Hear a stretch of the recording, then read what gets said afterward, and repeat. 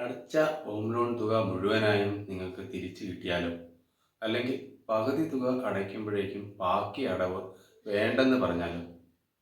Home loan എടുത്ത് വീട് വാങ്ങുന്നു, ലോൺ തീർന്നു കഴിഞ്ഞ് ബാങ്കിൽ നിന്ന് ആദായം തിരിച്ചു കിട്ടുമ്പോൾ അതിനോടൊപ്പം അതുവരെ അടച്ച മുഴുവൻ തുകയും നിങ്ങൾക്ക് തിരിച്ചു കിട്ടിയാലോ?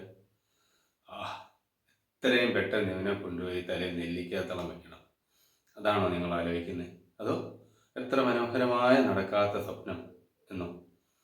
എന്നറിഞ്ഞു, ഇത് നടക്കാത്ത സ്വപ്നം ഒന്നുമല്ല, ചെറിയ ഒരു ഫിനാൻഷ്യൽ പ്ലാനിംഗ് ഉണ്ടെങ്കിൽ നടക്കുന്ന കാര്യം തന്നെയാണ്. വളരെ ലഘുവായി നമുക്കൊന്ന് കണക്ക് കൂട്ടി നോക്കാം.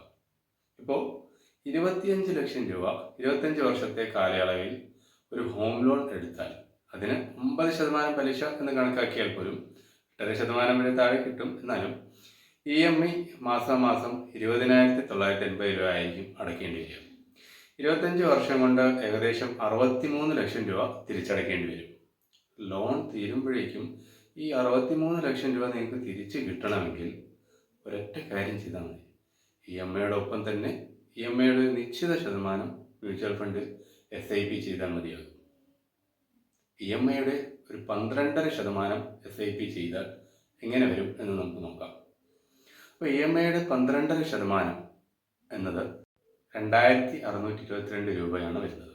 ഈ തുക 25 വർഷം SIP ചെയ്താൽ ആ വർഷം ഫണ്ട് വാല്യൂ 72 ലക്ഷം രൂപയിൽ കൂടുതലായിരിക്കും. മ്യൂച്വൽ ഫണ്ട് റിട്ടേൺ 14.5% CAGR വെച്ചാണ് കണക്കൂട്ടിയിരിക്കുന്നത്. ഇത് നിഫ്റ്റിയുടെ ലൈഫ് ടൈം ലോ റേറ്റ് ആണ്. ഇതിൽ കൂടുതൽ ലഭിക്കാൻ സാധ്യതയുണ്ട്.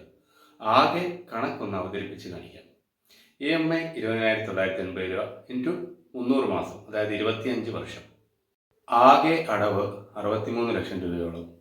SIP 2,622 വെച്ച് ചെയ്താൽ ആകെ അടവ് 7,86,000 രൂപയോളം. രണ്ടും കൂട്ടി ആകെ അടവ് വരുന്നത് 71 ലക്ഷം രൂപയോളം. മ്യൂച്വൽ ഫണ്ട് റിട്ടേൺ കിട്ടുന്നതോ 72 ലക്ഷം രൂപയോളം. അപ്പോഴും മൊത്തം അടച്ച തുകയേക്കാളും 2 ലക്ഷത്തോളം രൂപ കൂടുതൽ ലഭിക്കുന്നുണ്ട്. EMI ഡെബിറ്റ് ചെയ്യുന്ന അതേ ദിവസം തന്നെ SIPയും സ്റ്റാർട്ട് ചെയ്ത് പോയാൽ രണ്ടും ഒന്നിച്ചടഞ്ഞു പോയിക്കോളും. വലിയൊരു സാമ്പത്തിക ഭാരമൊന്നും ഇതുകൊണ്ട് കൂടുതലായിട്ടുണ്ടാകാൻ പോകുന്നില്ല. മാത്രമല്ല, ഒരു 15 വർഷമൊക്കെ കഴിയുമ്പോൾ നിങ്ങൾക്ക് ലോൺ അടയ്ക്കാൻ കഴിയാത്ത ഒരു അവസ്ഥ വന്നാലും പേടിക്കാനില്ല. കാരണം ലോൺ അടച്ചു തീർക്കാനുള്ള തുക നിങ്ങളുടെ മ്യൂച്വൽ ഫണ്ടിൽ ബാക്കിയുണ്ടാവും. 15 വർഷം കൃത്യമായി ലോൺ മുടങ്ങാതെ അടച്ചാൽ 15 വർഷമാകുമ്പോൾ ലോൺ ബാക്കി അടവ് ഏകദേശം 16 ലക്ഷം രൂപയായിരിക്കും. അപ്പോൾ നിങ്ങളുടെ മ്യൂച്വൽ ഫണ്ട് വാല്യൂ 16 ലക്ഷത്തിൽ കൂടുതൽ രൂപ ഉണ്ടാവുകയും ചെയ്യും. ഇതെടുത്ത് ലോൺ മുഴുവനായിട്ട് തീർക്കുകയോ അല്ലെങ്കിൽ അതിനേക്കാൾ നല്ലതായി അതിൽ നിന്നും നമുക്ക് EMI അടയ്ക്കാനുള്ള തുക മാത്രം ഒരു സിസ്റ്റമാറ്റിക് വിഡ്രോവൽ പ്ലാൻ SWP വഴി ലോണിലേക്ക് അടഞ്ഞു പോകുന്ന രീതിയിൽ കൊടുത്താൽ ലോൺ അടവ് തീരുമ്പോഴേക്കും ചെറിയൊരു തുക കൂടി ബാക്കി കയ്യിലുണ്ടാവുകയും ചെയ്യും.